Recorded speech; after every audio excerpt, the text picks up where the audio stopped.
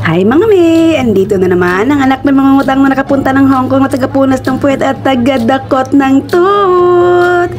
For today's video, at ayan na nga, nakapila na ako para sumakay kami sa observation wheel kasi yung isang kaibigan namin ay never pa talagang na-try na sumakay dyan. Kaya ayun, pinagbigyan na namin at ako na ang pumila para bumili ng ticket! Hi! At ayun, natuloy na nga ang aming pagsakay ng Ferris wheel or ng observation wheel. Nakapila na ako, bibili na ako ng ticket. Finally, hindi masyado mahaba yung pila, so hindi na kami umatras. Unlike last time, grabe talaga ang haba ng pila. But this time is tolerable lang naman. Ayan, malapit na ako. So, see you later! For adults.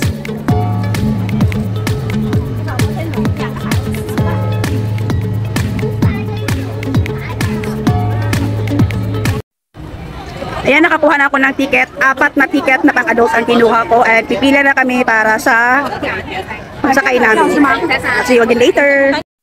Say, hey! Hey! Hey! Natupad na rin yung ano namin. Isa lang. Sa yung first timer. Ayun ko yung first timer, oh. Kasi yung last time, hindi talaga kami nakasakay kasi dami ng pila. Hindi siya ba? Yung first attempt namin nakasama siya, hindi kami nakasakay kasi ang haba. Ngayon, okay lang, tolerable. Pero sa one, grabe talaga. Marami tao talaga sa one. Tara!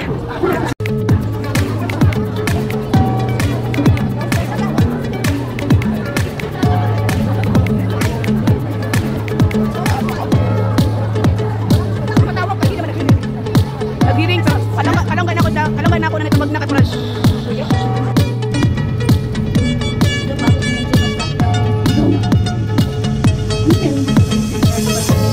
marks the 150th. Oh, what? Founding anniversary ng China. 1750.